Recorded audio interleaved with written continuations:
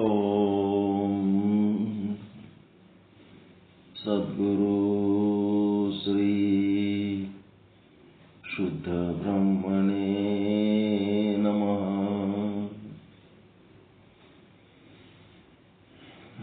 ಸಮಸ್ತ ಶುದ್ಧ ಬ್ರಹ್ಮ ಸ್ವರೂಪರಲ್ಲಿ ಅನಂತ ಅನಂತ ಪ್ರಣಾಮಗಳು.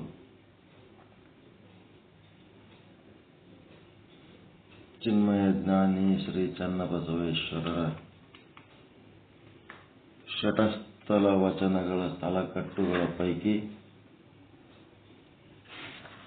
ಮಹೇಶ್ವರನ ಪ್ರಸಾದಲಿಂಗ ಸ್ಥಳ ಅಂದರೆ ಮಹೇಶ್ವರನ ಶರಣ ಸ್ಥಳ ಅಂತ.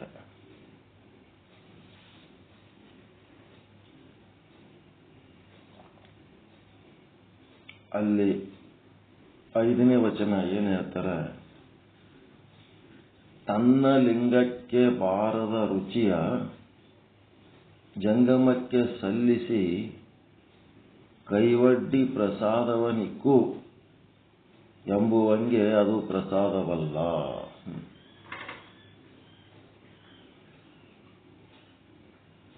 ಸಿಂಗಿ ಕಾಳಕೂಟ ವಿಷ ಕಾಣಿರಣ್ಣ ಆ ಪ್ರಸಾದಕ್ಕೆ ಋತಿಗಳು ಎಂಬುವವರು ಅದು ಋತವಲ್ಲ, ಅದು ಕರ್ಮ ಬಿಡದು, ಅದು ಪ್ರಸಾದವಲ್ಲ. ಕಿಲ್ಬಿಶಿವಯ್ಯ ಕೂಡಲ ಚನ್ನ ಸಂಗಮ ದೇವ. ತನ್ನ ಲಿಂಗಕ್ಕೆ ಬಾರದ ರುಚಿಯ. ಈಗ ಆಹಾರ ಪದ್ಧತಿ ಒಳಗ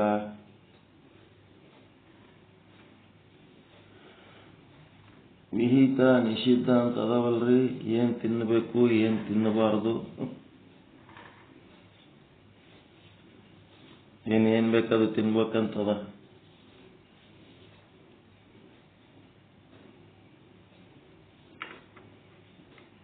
ಆಹಾರ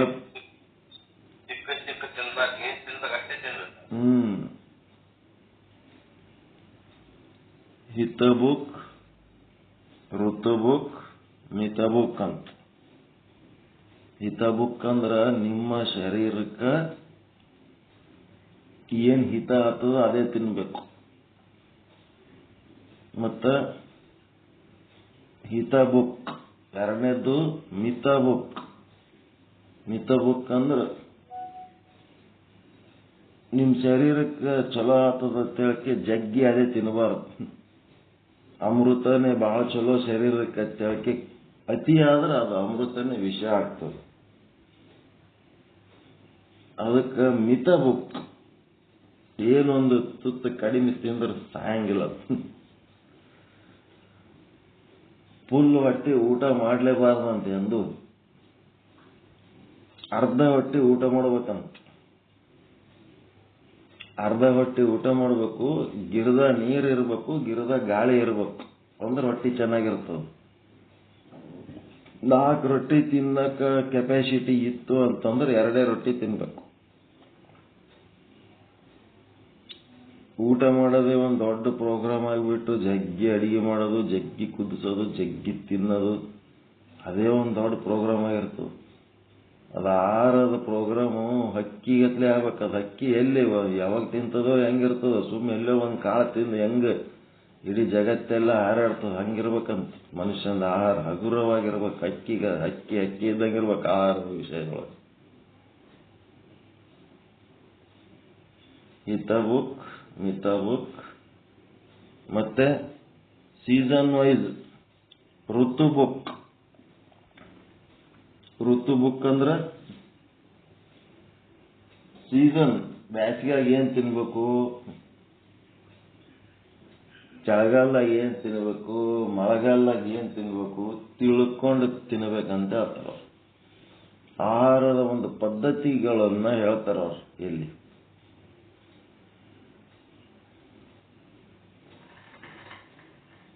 ಮತ್ತೆ ಕರುಳು ಸದಾಕಾಲ ಸ್ವಚ್ಛವಾಗಿಟ್ಟುಕೊಂಡಿರಬೇಕು. ಕರುಳು ಅಂತ ಅಂತಂದ್ರೆ ನಿಮ್ಮ ತುಟಿಯಿಂದ, ಬಾಯಿಯ ತುಟಿಯಿಂದ ಕೆಳಗಡೆ ಗುದದ್ವಾರದ ಕೊನೆಯ ತನಕ ಒಂದೇ ಭಾಗ ಜೀರ್ಣಾಂಗವ್ಯೂಹ.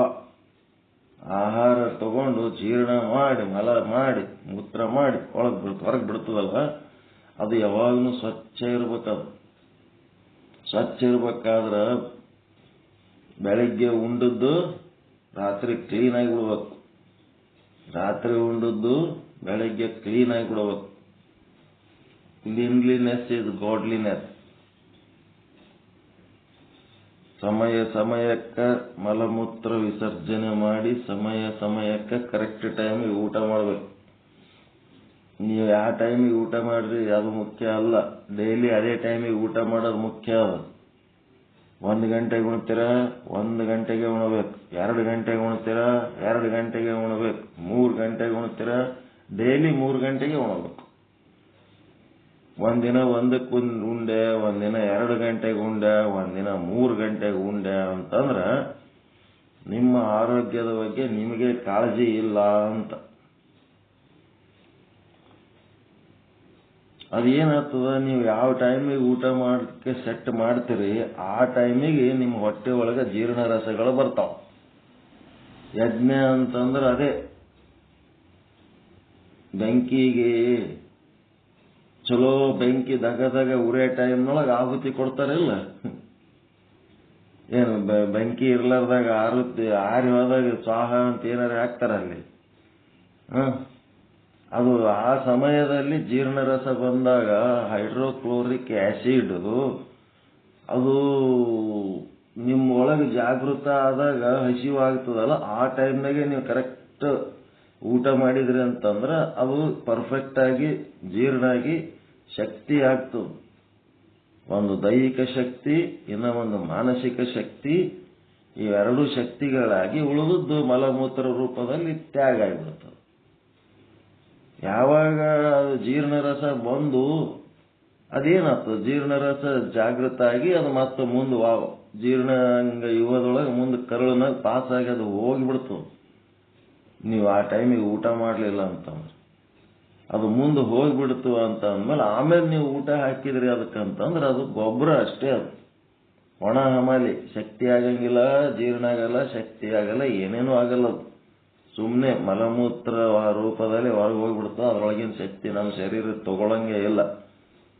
ಊಟ ಏನ್ರಿ ಎಲ್ಲ ಚಲೋನೇ ಮಾಡ್ತೀವಿ, ಡ್ರೈ ಫ್ರೂಟ್ ತಿಂತೀವಿ, ಮಣ್ಣು ಸುಡುಗಾಡು ಎಲ್ಲ ತಿಂತೀವಿ, ಆದ್ರೆ ಟೈಮ್ ಪ್ರಕಾರ ತಿನ್ನು ಅಂದ್ರೆ ಆಗಂಗಿಲ್ಲ ನೋಡ್ರಿ ಅಂತಂದ್ರೆ ಅದೇನ್ ಮಾಡ್ಲಕತ್ತಿದಪ್ಪ ಅಂದ್ರೆ ನೀನು ಹೊಟ್ಟೆಗೆ ಗೊಬ್ಬರ ಹಾಕ್ಲಕತ್ತಿದೆ, ಆಹಾರ ಅಲ್ಲ ಅದು ಅಂತ.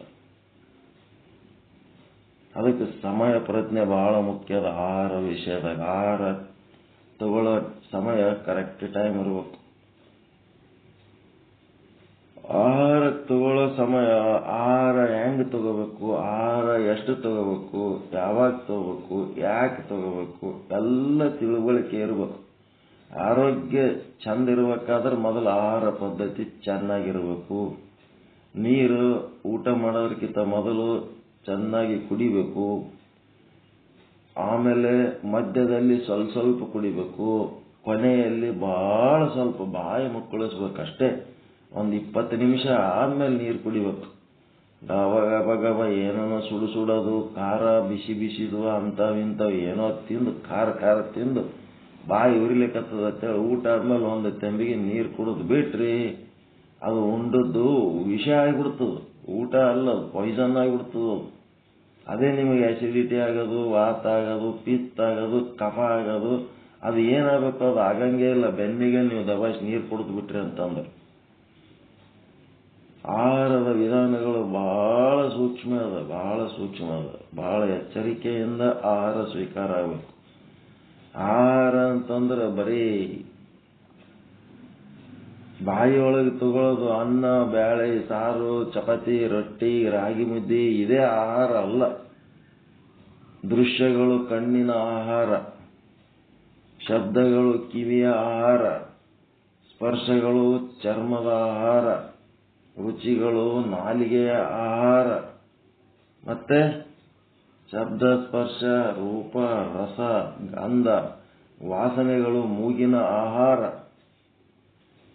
ಬಯಕೆಗಳು ಮನಸ್ಸಿನ ಆಹಾರ, ಸಂಕಲ್ಪ ವಿಕಲ್ಪಗಳು ಮನಸ್ಸಿನ ಆಹಾರ, ನಿರ್ಧಾರಗಳು ಬುದ್ಧಿಯ ಆಹಾರ, ಮತ್ತೆ ಸ್ಮೃತಿಗಳು ಚಿತ್ತದ ಆಹಾರ, ಮತ್ತೆ ಅಭಿಮಾನಗಳು ಅಹಂಕಾರದ ಆಹಾರ.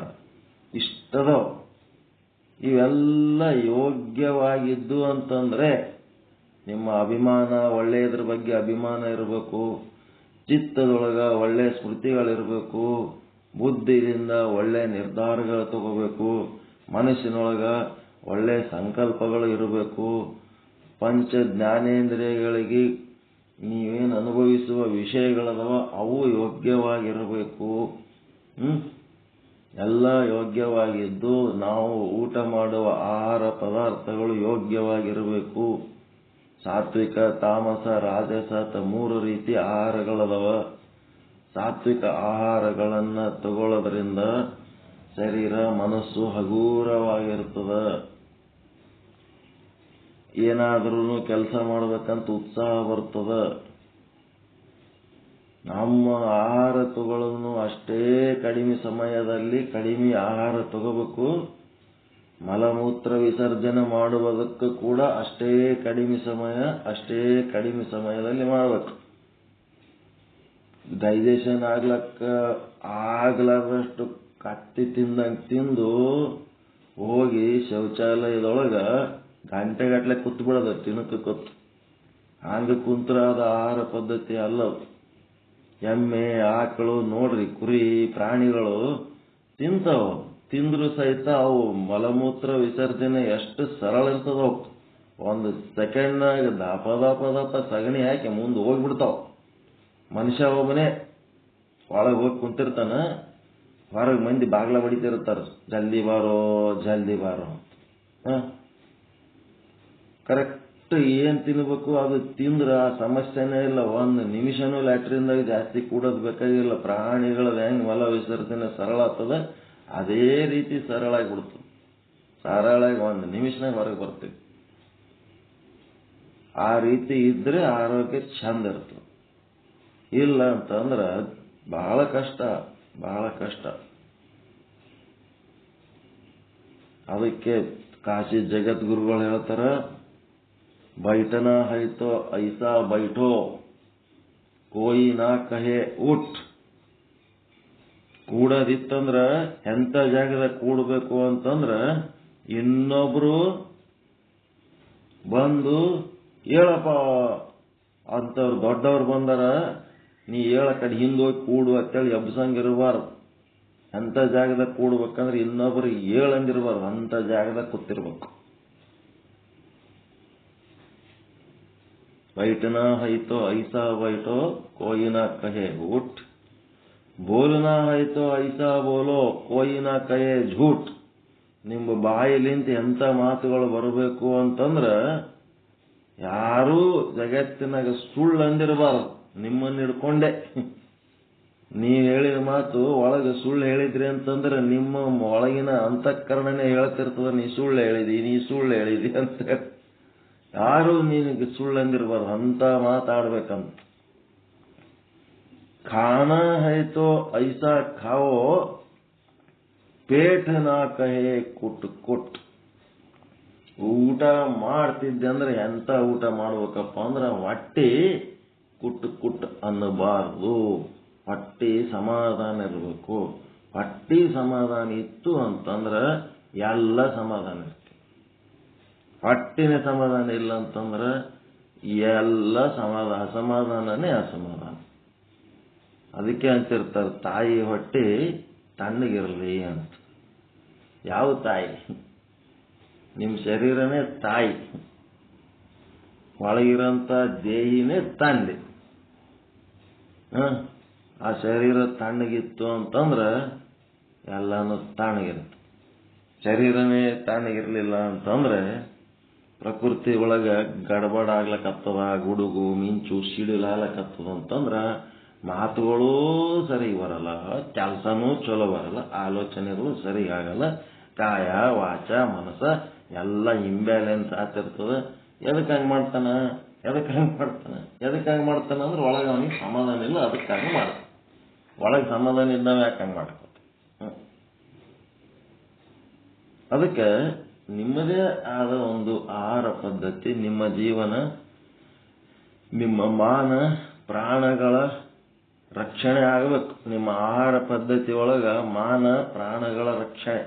ಏನೇನರೇ ತಿನ್ನೋದು, ಏನೇನರೇ ಕುಡಿಯೋದು, ಏನಾರೇ ಆಗಿ 100 ವರ್ಷ ಬದುಕ ಜೀವ ನಡಬರ್ಕೆ ಸತ್ತು ಹೆಂಡ್ರ ಮಕ್ಕಳಿಗೆ ಪರದೇಶಿ ಮಾಡಿ ಬೀದಿಗಿಟ್ಟು ಸತ್ತವನ ಬಗ್ಗೆ ಏನು ಕೇಳ್ತಾರ? ಏನು ಕುಡಿತಿದ್ದ, ಏನು ತಿಂತಿದ್ದ ಅಂದ ಕೂಡ್ಲೇನೆ ಯಾವಾಗಾರೆ ಒಂದು ಚಟ ಆದ ಅಂದ್ರೆ ಅಂತವ ಸತ್ತಾನಂದ್ರೆ ಸಾಯಿಲ್ ಬಿಡು, ಭಾಳ ಚಲೋ ಆಯ್ತು. ಇದ್ದನಂತಂದ್ರೆ ಇನ್ನ ಏಟು ಕುಡಿತಿದ್ನೋ, ಇನ್ನ ಏಟು ತಿಂದು ಇನ್ನ ಏಟು ಹಾಳು ಮಾಡ್ತಿದ್ನೋ, ಬೇಸಾಗ್ಯದ ಸತ್ತಾನಂದ್ರೆ ಮಾಡಿದ್ದುಣ್ಣು ಮಾರಾಯ ಅನ್ನಂಗ ಅನ್ನಿಸ್ಬೇಡಪ್ಪ ಪರಮಾತ್ಮ ಅಂತ ವಚನದಾಗ ಬರೀತಾರ ಬಸವಣ್ಣವ್ರು. ಏನೇನೋ ಚಟಗಳು ಕೆಟ್ಟ ಜನರ ಸಂಗಟ ಸೇರಿ ಏನೇನೋ ಕಲ್ತು ಜಲ್ದಿ ಆಯುಷ್ಯ ತೀರಿ ಸತ್ತವಂತಂದ್ರೆ ಹಂಗೆ ಮಾಡ್ಯಾನ, ಮತ್ತದು ಕರ್ಮ ಬಿಡ್ಬೇಕಲ್ಲ ಕರ್ಕೊಂಡು ಹೋಗ್ಯದಾನ ಅಂತ ಹಂಗೆ ಅನ್ನಿಸ್ಬೇಡಪ್ಪ. ಒಳ್ಳೆ ಮಂದಿಯಾಗಿಡು, ನನಗೆ ಒಳ್ಳೆ ಸಹವಾಸಗಳು, ಒಳ್ಳೆ ಏನು ವ್ಯಸನಗಳು ಇರಬೇಕು, ದುರ್ವ್ಯಸನಗಳು ಬೇಡಪ್ಪ ಅಂತೇಳಿ ವಚನಗಳದವ.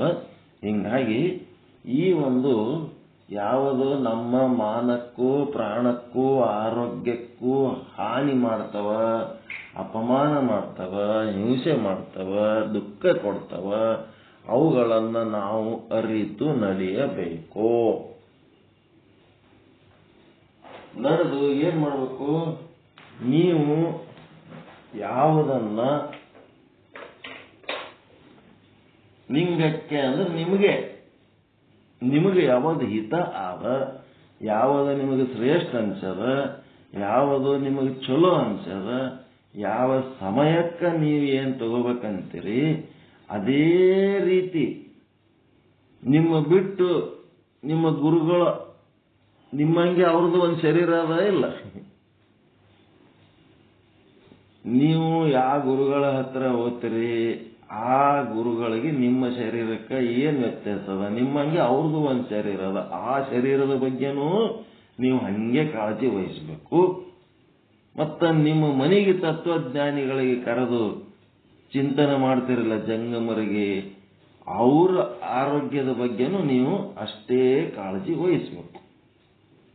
ನಿಮ್ಮ ಶರೀರದ ಬಗ್ಗೆ ಹೆಂಗೆ ಕಾಳಜಿ ವಹಿಸ್ತೀರಿ? ತನ್ನ ಲಿಂಗಕ್ಕೆ ಬಾರದ ರುಚಿಯ ಜಂಗಮಕ್ಕೆ ಸಲ್ಲಿಸಿ ಕೈಯೊಡ್ಡಿ ಪ್ರಸಾದವನಿಕ್ಕು ಎಂಬುವಂಗೆ ಅದು ಪ್ರಸಾದವಲ್ಲ. ತಂದು ತಾನೇ ಕಾಳಜಿ ಮಾಡ್ಕೊಳ್ಳಾರ್ದ ಇನ್ನೊಬ್ಬರ ಕಾಳಜಿ ಮಾಡ್ಲಕ್ಕೆ ಹೋಗೋದು. ತಂದು ತನಗೆ ಪ್ರೀತಿ ಇಲ್ಲ ತನ್ನ ದೇಹದ ಮೇಲೆ, ಇನ್ನೊಬ್ಬರ ದೇಹವನ್ನು ಇವನು ಏನು ಪ್ರೀತಿ ಮಾಡ್ತಾನ? ತನಗೆ ತನ್ನ ದೇಹದ ಸೇವೆನೇ ತನಗೆ ಮಾಡ್ಕೊಳ್ಳಕ್ಕೆ ಬರಲಾರ್ದವ ಇನ್ನೊಬ್ಬರ ದೇಹದ ಸೇವೆ ಏನು ಮಾಡ್ತಾನ? ತಾನೇ ಬೇಕೂಫ್ನಂಗೆ ಇದ್ದು ಇನ್ನೊಬ್ಬರಿಗೆ ಚಲೋದು ಮಾಡ್ತೀನಿ ಅಂದ್ರೆ ಎಂದು ಸಾಧ್ಯ ಅದ ಇವನಿಂದ? ಅದಕ್ಕೆ ತನ್ನ ಲಿಂಗಕ್ಕೆ ಬಾರದ ರುಚಿ, ತನಗೆ ಯಾವುದು ಬ್ಯಾಡ್ ಅನ್ಸದ, ತನಗೆ ಯಾವುದು ಕೆಟ್ಟ ಅನ್ಸದ, ತನಗೆ ಯಾವುದು ಅಯೋಗ್ಯ ಅನ್ಸದ ಅದನ್ನ ಒಯ್ದು ಯಾರಿಗಾರ ಜಂಗಮರಿಗೆ ಕೊಟ್ಟು ನೈವೇದ್ಯ ಮಾಡಿ ಪ್ರಸಾದ ಕೊಡು ಅಂತ ಹೇಳಕ್ಕೆ ಅವ್ರಲಿಂತ ಪ್ರಸಾದ ತಗೊಂಡ್ರೆ ಅದು ಪ್ರಸಾದ ಅಲ್ಲ. ಯಾವುದು ನಿನಗೆ ಪ್ರಿಯ ಆದ, ಯಾವುದು ನಿನಗ ವಿಹಿತ ಆದ, ಯಾವುದು ನಿನಗ ಸ್ವೀಕಾರ ಮಾಡಲಿಕ್ಕೆ ಸಾಧ್ಯ ಆದ ಅಂಥದನ್ನ ಮಾತ್ರ ನೀನು ಗುರುವಿಗೆ ಲಿಂಗಕ್ಕ ಜಂಗಮಕ್ಕ ಕೊಡಬೇಕು. ಅದನ್ನು ಬಿಟ್ಟು ನಿನಗೆ ಬ್ಯಾಡಾಗಿದ್ದು ಯಾವಾದರೆ ಹಳಿ ನೋಟ ಹರಿದ ನೋಟ ಮಾಡ್ತಿರ್ತೀರಿ ನೋಡು, ಏನೇನೋ ಮಾಡ್ತಿರ್ತೀರಿ. ಒಂದು 100 ರೂಪಾಯಿ ನೋಟ್ ಇರ್ತದೆ, ಏನ್ ಮಾಡ್ಬೇಕೀಗ? ಅದು ಹಳಿದಾಗ್ಯದೋ ಯಾವುದೋ ಒಂದು ಕಾರಣಕ್ಕೆ ಹರಿದು ಹೋಗ್ಯದೋ ತೊಯ್ದು ಬಿಟ್ಟದೋ ಏನೋ ಆಗ್ಯದ, ಆ ನೋಟು ಒಯ್ದು ಯಾವಾದರೆ ಗುಡಿಯಾಗ ಆರ್ತೆಗೆ ಹಾಕದು. ಅವ ಏನ್ ಮಾಡ್ಬೇಕು? ಆಚಾರ್ಯ ರೊಕ್ಕ ತಗೊಂಡು ನಿಮಗೆ ಉಪಯೋಗ ಇಲ್ಲ. ಆ ದೇವಸ್ಥಾನದಾಗ ಹೋಗಿ ಹುಂಡ್ಯಾಗ ಹಾಕೋದು, ಇಲ್ಲ ಅಂತಂದ್ರೆ ಯಾರ್ಯಾರೇ ಜಂಗಮರು ಬಂದಿದ್ರ ಅಂತಂದ್ರೆ ಅವರಿಗೆ ಕಾಣಿಕೆ ರೂಪದಲ್ಲಿ ನಡಿಲಾರದ ನೋಟ, ನಡಿಲಾರದ ಕಾಯಿನ್, ತನಗ್ ತಿಲ್ಲಕಾಲಾರ್ದ ಹಂಗೆ ಉಳಿದದ್ದು ಏನಾರ ಇತ್ತಂದ್ರ ಇದು ತಗೊಂಡು ಹೋಗ್ರಿ. ಇಂದ್ರಿಂದ ಹೆಂಗ ಉದ್ಧಾರ ಆತಾನ ಮನುಷ್ಯ?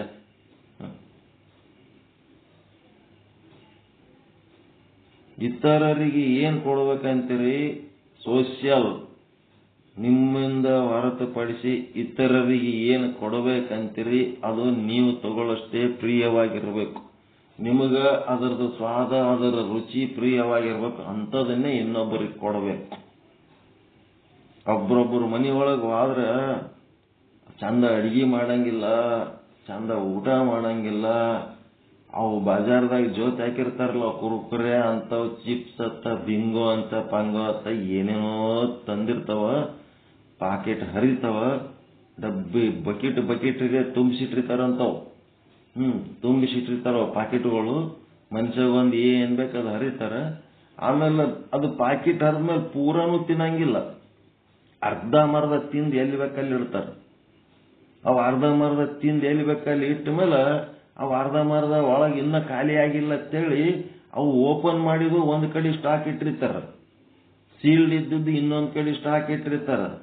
ಇಟ್ಟು ಏನ್ ಮಾಡ್ತಾರ, ಯಾರೇ ನಮ್ಮಂತವ್ರು ಬಂದಾಗ ಅವು ಓಪನ್ ಮಾಡಿದ್ದು ಇರ್ತಾವಲ್ಲ, ಒಂದು ಪ್ಲೇಟ್ ತಗೋತಾರ, ಚಂದ ತೊಳೆಯಲ್ಲ ಬಿಡಲ್ಲ, ಒರೆಸ್ತಾರ. ಒಂದು ಬಟ್ಟೆ ತಗೊಂಡು ಒರೆಸ್ತಾರ, ಒರೆಸಿ ತೊಳೆದು ಒರೆಸ್ಬೇಕು. ತೊಳಿಲಾರ್ದೆ ಒರೆಸಿ ಏನ್ ಮಾಡ್ತಾರ, ಅವು ಓಪನ್ ಮಾಡಿ ಹರ್ಕ ಪರ್ಕ ಮಾಡಿದ್ದು ಇರ್ತಾವಲ್ಲ ಅವು ಹಾಕಿ ಕೊಟ್ಬಿಡ್ತಾರೆ.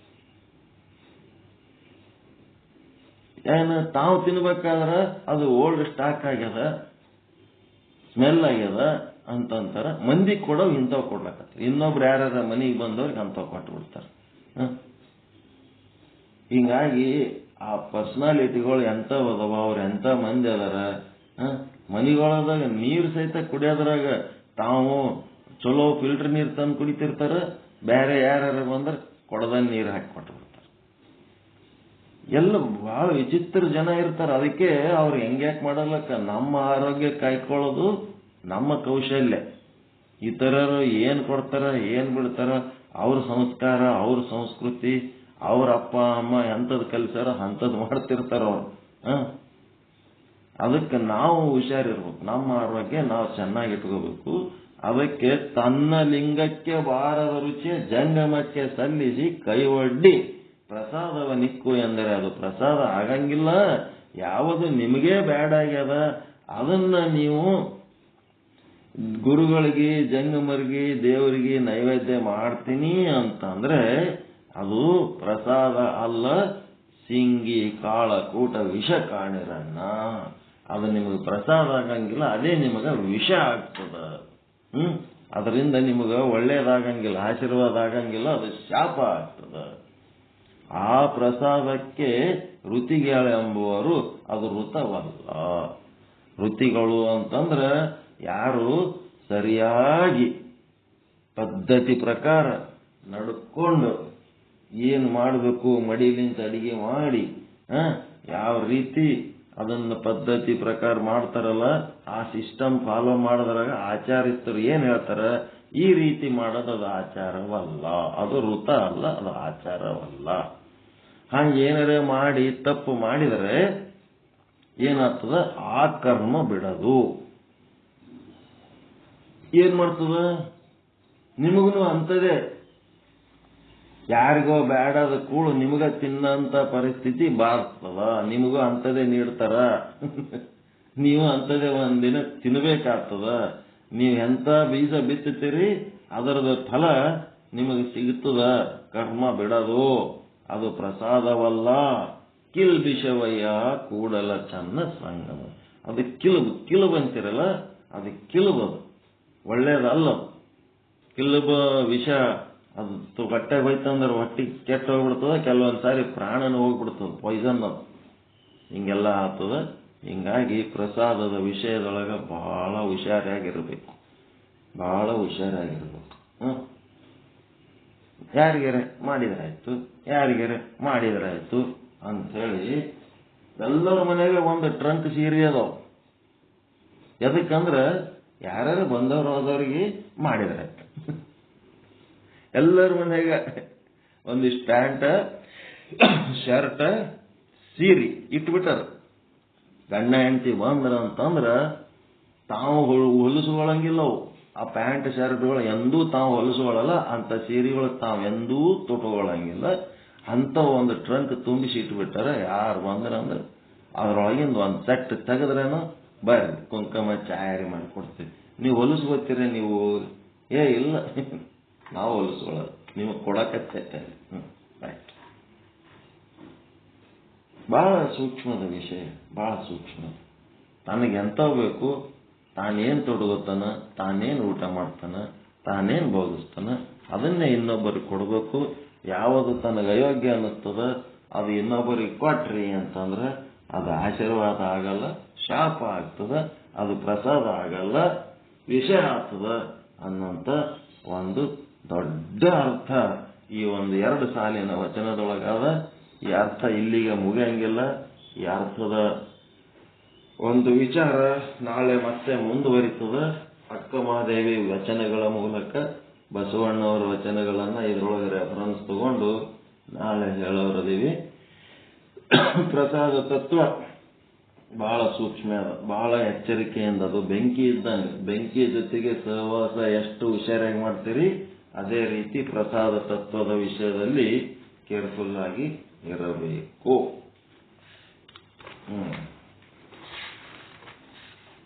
ಶ್ರೀ ವಿಚಾರ ಸಾಗರ ಸಾಧು ನಿಶ್ಚಲ ದಾಸಜಿಯವರ ಕೃತಿ.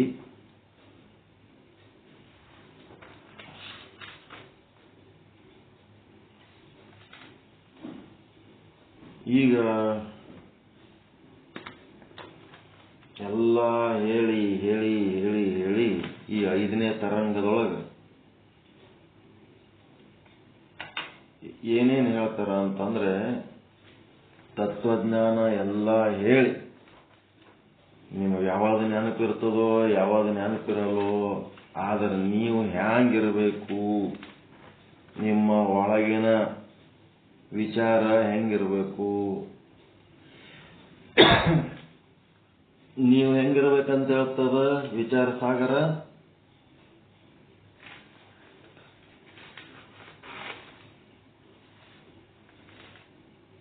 ಹೆಂಗಿರ್ಬೇಕಂತ ಹೇಳ್ತದ. ಜಗತ್ತಿನಾಗ ಎಲ್ಲರೂ ಹೆಂಗಿರ್ತಾರ ಹಂಗೆ ಇರ್ಬೇಕು ನೀವು. ನಿಮ್ದೇನು ಸ್ಪೆಷಲ್ ವೇಷಧಾರಿಗಳಾಗಿ ನಿಮ್ಮದೇ ಒಂದು ವೇಷಭೂಷಣ ತೋರಿಸ್ಕೊಳ್ಳೋದು ಇಲ್ಲ. Don't show your speciality outside. ಹೊರಗ ನಿಮ್ದೇನು ಜ್ಞಾನ ಮಾರ್ಗ, ಇದು ವಿಚಾರ ಮಾರ್ಗ, ಭಾನ ಮಾರ್ಗ. ಭಾನ ಹೊರಗೆ ಮಾಡ್ಕೊಳ್ಳೋದದ, ಒಳಗೆ ಮಾಡ್ಕೊಳ್ಳೋದದ. ಭಾನ ಎಲ್ಲಿ ಆಗ್ತದ್ರಿ? ಒಳಗೆ ಆಗ್ತದ. ಒಳಗೆ ಮಾಡ್ಕೊಳ್ಳೋ ಕೆಲಸ ಹೊರಗೆ ತೋರಿಸ್ಕೊಳ್ಳೋದು ಇಲ್ಲಿದು. ಒಟ್ಟ ಹೊರಗೆ ಕಾಣಬಾರ್ದು. ನೀವು ಏನದಿರಿ, ಹೆಂಗದಿರಿ, ನಿಮ್ ಸ್ಪೆಷಾಲಿಟಿ ಹೊರಗೆ ಕಾಣಬಾರ್ದು. ಜಗಳಾಡೋದು ಬಂತು, ಫಸ್ಟ್ ಕ್ಲಾಸ್, ಎಲ್ಲರ್ಕಿಂತ ಚಲೋ ಜಗಳಾಡಬೇಕು. ಪ್ರವಚನ ಮಾಡೋದು ಬಂತು, ಎಲ್ಲರ್ಕಿಂತ ಚಲೋ ಪ್ರವಚನ ಮಾಡಬೇಕು. ಅವರು ಕೆಟ್ಟ ಬೈಗಳು ಬೈದಾರ, ಇಲ್ಲ ನಾವು ಬೈಬಾರ್ದು ಅಂತೇಳಕ್ಕೆ ಅನ್ನಿಸ್ಕೊಂಡು ಕುಂದ್ರೋದಿಲ್ಲ, ನಾವು ಮತ್ತೆ ಅನ್ಬೇಕು. ಆದ್ರೆ ಒಳಗೆ ಹಚ್ಕೊಂಡಿರ್ಬಾರ್ದು ಅವು ಯಾವ. ಅವ್ರು ಬೈದದ್ದು ನಾವು ಹಚ್ಕೋಬಾರ್ದು, ನಾವು ಅಂದದ್ದು ಒಳಗೆ ಹಚ್ಕೋಬಾರ್ದು. ಇದು ಒಳಗೆ ಹಚ್ಕೊಳ್ಳಾರ್ದಂಗೆ ಇರೋದು ಕಲಿಬೇಕು. ಒಳಗೆ ನಿಮ್ಮದು ಏನ್ ತಯಾರಿ ಅದ ಒಳಗಿರ್ಬೇಕು. ಹೊರಗೆ ಭಾರಿ ಚಲೋ ಅನಿಸ್ಕೊಂಡಕ್ಕೆ ಒಳಗೆ 108 ಗದ್ದಲ ಹಚ್ಕೋಬಾರ್ದು. ಎಲ್ಲರೂ ಹೆಂಗಿರ್ತಾರ ಹಂಗ. ಕೃಷ್ಣ ಮಹಾಭಾರತ ಯುದ್ಧ ಮಾಡಿದ, ಅವ್ ಯಾವಂದ್ರೆ ಹಚ್ಕೊಂಡೇನ ಯಾವಾಗರೆ? ಯುದ್ಧನೇ ಮಾಡಿದ್ರಲ್ರಿ, ಬ್ಯಾಕದಾಯ್ತು, ಎಲ್ಲ ಆಯ್ತು, ಆಗ್ಬಾರ್ದೆಲ್ಲ ಆಯ್ತು. ಆದ್ರೂ ಹಚ್ಕೊಂಡೇನವ? ಹಚ್ಕೊಳ್ಳಾರ್ದಂಗೆ ಹೆಂಗಿದ್ದ? ಸಗಣಿ ಹುಳ ಸಗಣ್ಯಾಗ ಒಳಗ ಹೊರಗ ಓಡಾಡಿದ್ರು ಮೈಗೊಂಚೂರು ಹಚ್ಕೊಳ್ಳಂಗಿಲ್ಲ ಅಂತ. ಸಗಣಿ ಹುಳ ಇದ್ದಂಗೆ ಇರ್ಬೇಕಂತ, ಮೈಗೆ ಹಚ್ಕೊಳ್ಳಾರ್ದಂಗೆ ಇರ್ತದದು. ಸಗಣಿ ಒಳಗೆ ಓಡಾಡ್ತದದು, ಹಚ್ಕೊಳ್ಳಾರ್ದಂಗೆ ಇರ್ತದದು. ಎಲ್ಲರೂ ಹೆಂಗಿರ್ತಾರ ಹಂಗಿರ್ಬೇಕು. ನಿಮ್ಮದೇ ಆದ ಒಂದು ವಿಶೇಷತೆ ಏನು ತೋರಿಸಂತ ಅವಶ್ಯಕತೆ ಇಲ್ಲ. ಆದ್ರೆ ಒಳಗ ಯಾವುದು ಹಚ್ಚಿಕೊಂಡಿರಬಾರದು. ಏನು ಹಚ್ಚಿಕೊಂಡಿರ್ಬೇಕು? ಶಿವೋಹಂ, ನಾ ಶಿವನಿದ್ದೇನೆ, ನಾನು ಬ್ರಹ್ಮ ಅದೀನಿ, ಅಹಂ ಬ್ರಹ್ಮಾಸ್ಮಿ, ಅದೇ ಇಟ್ಕೋಬೇಕು ಹೊರತು ಬೇರೆ ಯಾವುದು ಒಳಗೆ ಹಚ್ಕೊಂಡಿರಬಾರ್ದು. ಇದು ಟೆಕ್ನಿಕ್ ಕಲಿಬೇಕು. ಏನು ಅಧ್ಯಾತ್ಮ ಜೀವಿ ಅದೀನಿ ಅಂತ ಹೇಳಕ್ಕೆ ಮೆತ್ತಗದನ, ಏನಂದ್ರೆ ಅನಿಸ್ಕೊತಾನ, ಹಳ್ಳಿ ಬೈಯಂಗಿಲ್ಲ, ಕೆಟ್ಟ ಶಬ್ದ ಬಳಸಂಗಿಲ್ಲ, ಕೆಟ್ಟ ಆಲೋಚನೆ ಮಾಡಂಗಿಲ್ಲ ಅಂತೇಳಿ ಏನ್ ಮಾಡ್ತಾರ, ನಮ್ಮ ಮೇಲೆ ಅತ್ಯಾಚಾರಗಳು ಮಾಡ್ಲಕ್ ನೋಡ್ತಾರ. ಈ ತರ ದುಷ್ಟ ಸ್ವಭಾವದ ಜನರು ಅವ್ರಿಗೆ ಬರೋಬ್ಬರಿ ಆನ್ಸರ್ ಕೊಡ್ಬೇಕು. ಆನ್ಸರ್ ಕೊಟ್ಟು ನಮ್ಮ ಗಟ್ಟಿತನ ನಾವು ತೋರಿಸ್ಬೇಕು. ಎಲ್ಲರೂ ಹಂಗ, ಅದರ ಒಳಗೆ ನಮಗಿದ್ದ ಆನಂದ ಯಾರಿಗೂ ಇಲ್ಲ ಅಂತ ಒಂದು ಆನಂದ. ಅದಕ್ಕೆ ಅಂಗ ಅಂತೇಳಿ ನಮ್ಮ ವಿಚಾರ ಸಾಗರದಾಗ ಅಂಗ ಅಂತ ಯಾರಿಗೆ ಅಂತಾರಂತಂದ್ರ ಶಿಷ್ಯನಿಗಂತಾರ ಅಂಗ. ಅಂಗ ಅಂದ್ರೆ ಶಿಷ್ಯನಿಗಂತಾರ. ಅತ್ಯಂತ ಪ್ರೀತಿಯ ಶಿಷ್ಯನಿಗೆ ಅಂಗ ಅಂತಾರ. ಈಗ ಗುರುವಿಗೆ ಏನಂತಾರ? ಲಿಂಗ ಅಂತಾರ. ಅಂಗ ಅಂದ್ರ ಶಿಷ್ಯ. ಈಗ ಒಂದು ಸಿಂಹ ಅದ, ಆ ಸಿಂಹಕ್ಕ ನೀವು ಲಿಂಗ ಅಂತ ತಿಳ್ಕೋರಿ. ಆ ಸಿಂಹದ ಮರಿ ಆ ಸಿಂಹದ ಅಂಗ ಹೌದಲ್ಲ? ಅದು ಅತ್ಯಂತ ಪ್ರೀತಿಯ ಮರಿ ಹೌದಲ್ಲ? ಅದು ಸಿಂಹದ ಮರಿ. ಸಿಂಹಕ್ಕ ಜಗತ್ತಿನಾಗ ಸಿಂಹ ಮಂದಿ ಅಂತಾರ, ಅದೆಲ್ಲರ ಕಂಡು ತಂದ್ರ ಹೊಡೆದು ಓಡಿಸಿ ಕೊಲ್ಲಿ ಬಿಡ್ಬೇಕಾದ ಊರಾಗಿರೋದು ಒಳ್ಳೆಯದಲ್ಲ ಅಂತ. ಆದ್ರ ಆ ಸಿಂಹ ಎಷ್ಟೇ ದುಷ್ಟ ಇರ್ಬೋದು, ಎಷ್ಟೇ ಡೇಂಜರ್ ಇರ್ಬೋದು, ಜಗತ್ತಿನಾಗ ಅದಕ್ಕೂ ಪ್ರೀತಿ ಮಾಡಂತದ್ದು ಇನ್ನ ಒಂದು ಸಿಂಹಿಣಿ ಅಂತ ಆದ ಇಲ್ಲ. ಸಿಂಹಿಣಿಗೆ ಸಿಂಹ ಪ್ರೀತಿ ವಸ್ತು ಹೌದಾ ಅಲ್ಲ? ಹಂಗ ಪ್ರೀತಿ ಮಾಡಿಸಿಕೊಂಡು ಲಿಂಗ ಆಗುವಂತ ಯಾವ ವಸ್ತು ಆದ, ಲಿಂಗದಿಂದ ಲಿಂಗವನ್ನು ಮುಟ್ಟಿ ತಾನು ಲಿಂಗವಾಗುವುದು, ಜ್ಯೋತಿಯನ್ನು ಮುಟ್ಟಿ ತಾನು ಜ್ಯೋತಿ ಆಗುವುದು. ಹಂಗ ಲಿಂಗವನ್ನು ಮುಟ್ಟಿ ತಾನು ಲಿಂಗವಾಗುವ ಯಾವ ಸಾಧಕನಿದ್ದಾನೆ ಅವನೇ ಅಂಗ. ಲಿಂಗ ಮುಟ್ಟಿದ್ರೂ ಲಿಂಗ ಆಗ್ಲಾರ್ದಂತ ಸಾಧಕರು ಅವರು ಅಂಗ ಅಲ್ಲ. ತಿಳ್ಕೊರಿ. ಜಗತ್ತಿನ ತುಂಬ ಬೇಕಾದಷ್ಟು ಮಂದಿ ಅದಾರ, ಎಲ್ಲರೂ ಅಂಗಗಳಲ್ಲ, ಮಂಗಗಳು. ದೊಡ್ಡದು ಮಂಗಗಳದೇ ಟೀಮ್ ಅದ, ಕೋಟಿ ಅದರ ಜಗತ್ತಿನ ತುಂಬ. ಗುರುವನ್ನ ಮುಟ್ಟಿ ಗುರು ಆಗುವ ಸಾಧನೆಯಲ್ಲಿ ಯಾರು ತೊಡಗಿರ್ತಾರೆ ಅವರು ಅಂಗಗಳು.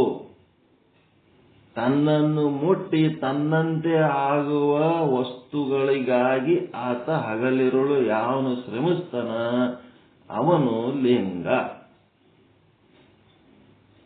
ಅದಕ್ಕೆ ಲಿಂಗ ಅಂಗ ಸಾಮರಸ್ಯ ಅಂತಾರೆ.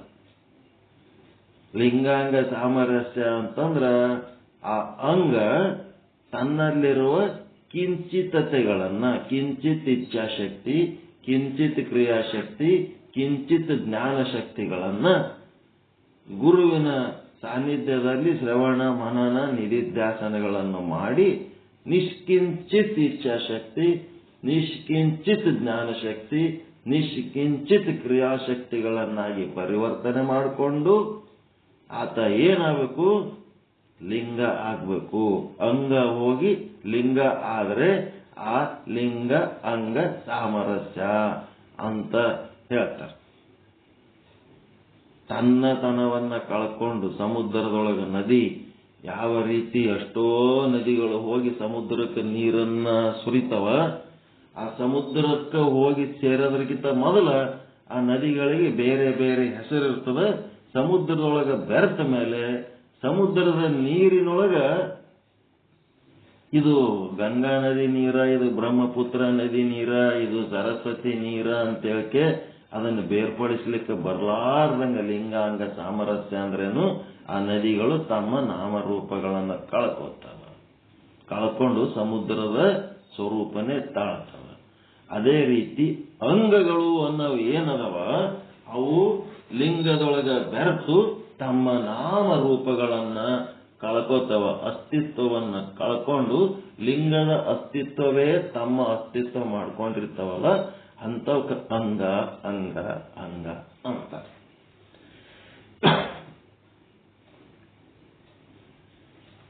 ಆ ಅಂಗಗಳೇ ಏನವು, ಅಂಶಿಗಳು.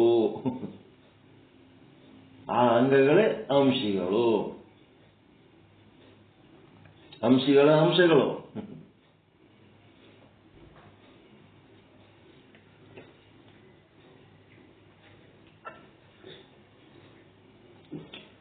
ಅಂಶಿಗಳ ಅಂಶಗಳು ಯಾವ ಯಾವ ಶಬ್ದ ಕರೆಕ್ಟ್ ಅದ ಹೇಳ ಏನ್ರಿ? ಅಂಶಗಳು, ಅಂಶಿಗಳು ಅಂತಿರಂಗಿಲ್ಲ, ಅಂಶಿಗಳು ಇಲ್ಲ, ಅಂಶಿ ಏಕ್, ಅಂಶ ಅನೇಕ. ಅಂಶಗಳು ಅನೇಕ, ಅಂಶಿ ಏಕ್, ಅಂಶಿ ಅಂಶ. ಮರಿಗಳು ಜಗ್ಗಿರ್ಬಹುದು, ತಾಯಿ ಒಂದೇ ಇರ್ತದಲ್ಲ. ಎಳೆಗಳು ಸಾಕಷ್ಟು ಇರ್ಬೋದು, ವಸ್ತ್ರ ಒಂದೇ ಇರ್ತದ.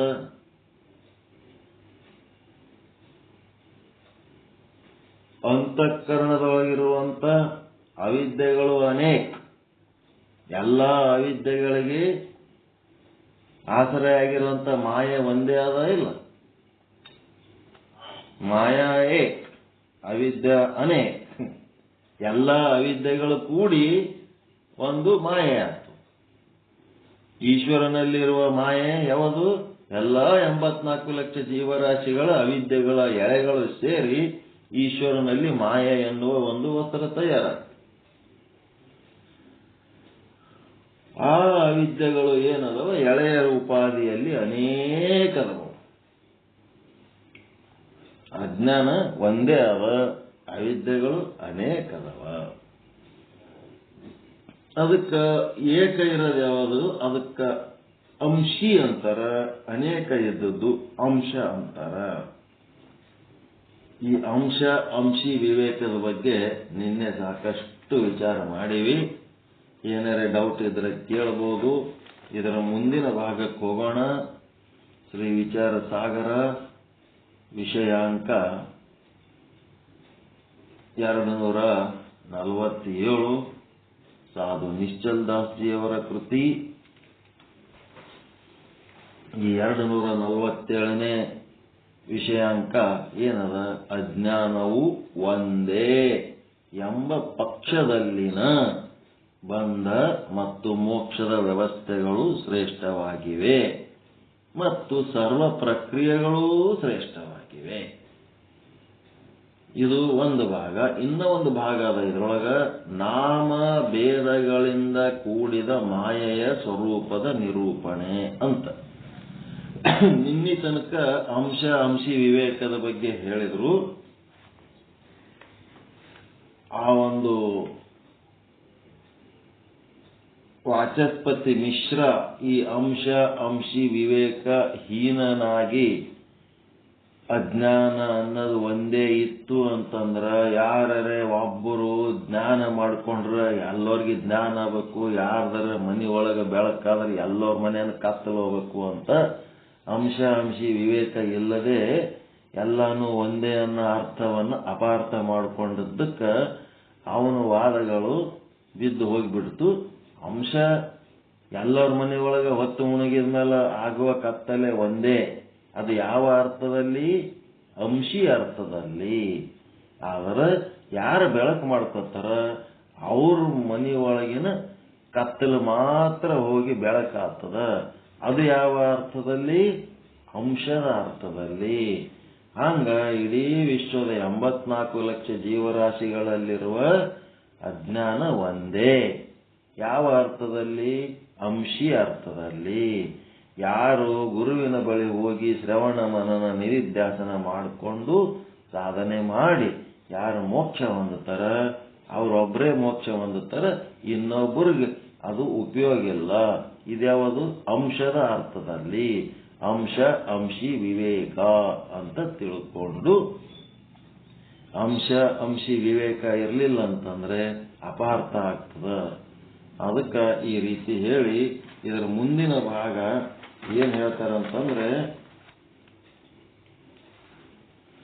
ಯಾರು ಮಾಡಿದ ಜ್ಞಾನದ ವಿಷಯ, ಒಬ್ಬರು ಮಾಡಿದ ಸಾಧನೆ ಇನ್ನೊಬ್ಬರಿಗೆ ಉಪಯೋಗ ಇಲ್ಲ, ಅವರವರ ಜ್ಞಾನದ ಸಾಧನೆ ಅವರೇ ಮಾಡಬೇಕು ಅನ್ನಂಥದ್ದು ಹೇಳಿ, ಗುರುವಿನ ಜ್ಞಾನ ಶಿಷ್ಯಗೆ ಉಪಯೋಗ ಇಲ್ಲ, ಶಿಷ್ಯನ ಜ್ಞಾನ ಗುರುವಿಗೆ ಉಪಯೋಗ ಇಲ್ಲ.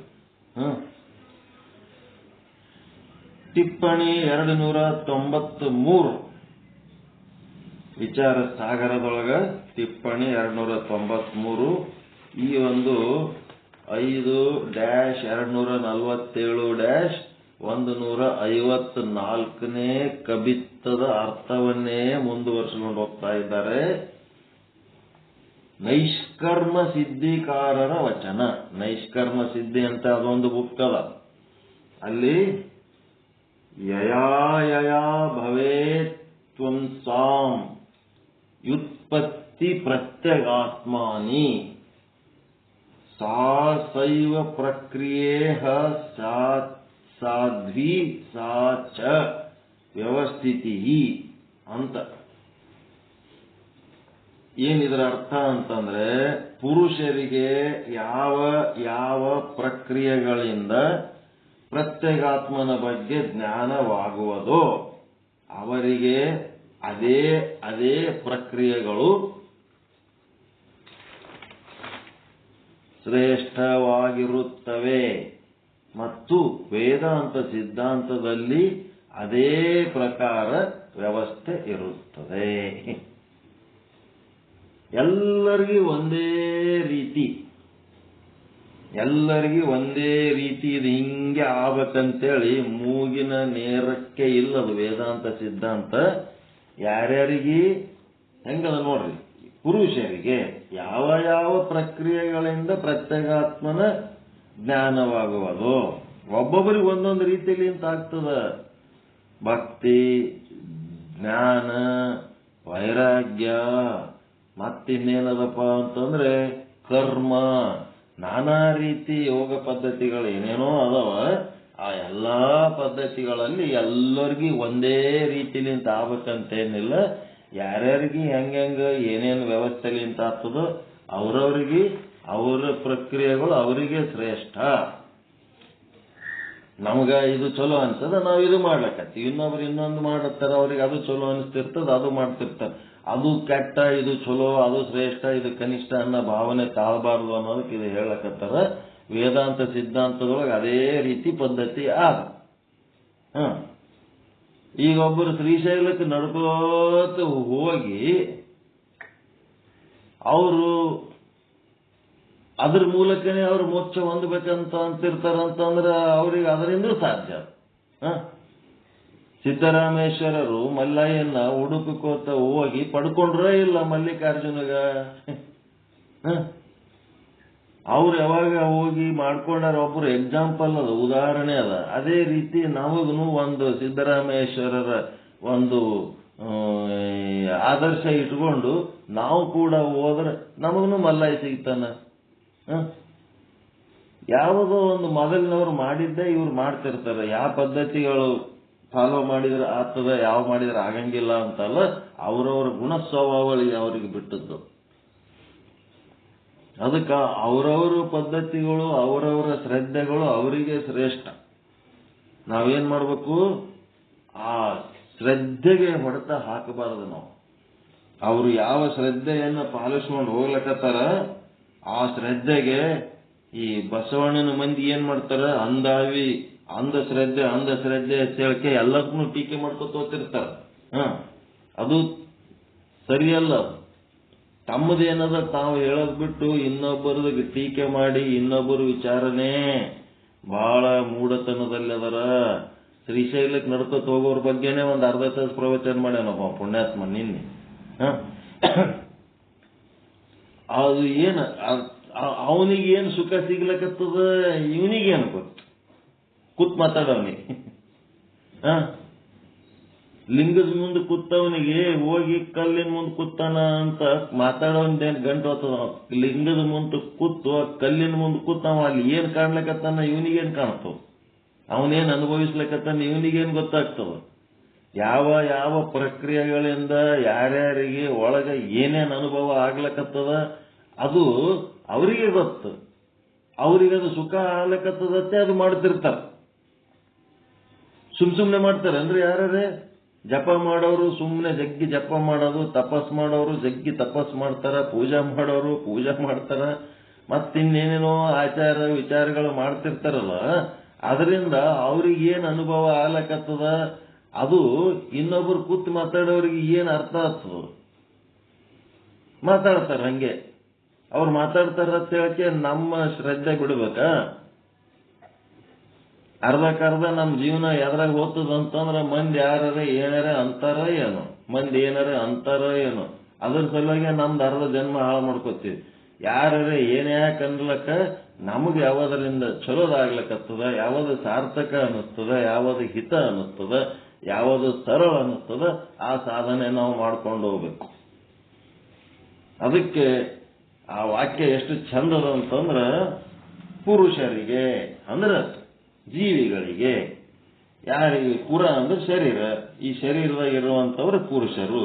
ಯಾವ ಯಾವ ಪ್ರಕ್ರಿಯೆಗಳಿಂದ ಪ್ರತ್ಯೇಗಾತ್ಮನ ಬಗ್ಗೆ ಜ್ಞಾನವಾಗುವುದೋ, ಪ್ರತ್ಯೇಗಾತ್ಮನ ಜ್ಞಾನ ಆಗದಂತಂದ್ರೆ ಅಜ್ಞಾನ ಕಳ್ಕೊಂಡು ಅಹಂ ಬ್ರಹ್ಮಾಸ್ಮಿ ಅಥವಾ ನಾನು ಶಿವ ಅದೀನಿ ಅನ್ನಂಥದ್ದು ಯಾವುದೋ ಒಂದು ಪದ್ಧತಿಲಿಂತ ಅರ್ಥ ಆಗ್ತಿತ್ತು, ಅದು ಅನುಭವಕ್ಕೆ ಬರ್ತಿತ್ತು, ಆ ಭಾನ ಆತಿತ್ತು ಅಂತಂದ್ರ ಅವರಿಗೆ ಅದೇ ಅದೇ ಪ್ರಕ್ರಿಯೆಗಳು ಶ್ರೇಷ್ಠವಾಗಿರುತ್ತವೆ. ಎಲ್ಲರಿಗೂ ಒಂದೇ ಪ್ರಕ್ರಿಯೆನೇ ಶ್ರೇಷ್ಠ ಅಂತೇಳಿ ಹೇಳಕ್ಕೆ ಬರಂಗಿಲ್ಲ. ಮತ್ತು ವೇದಾಂತ ಸಿದ್ಧಾಂತದಲ್ಲಿ ಅದೇ ಪ್ರಕಾರದ ವ್ಯವಸ್ಥೆಗಳದ.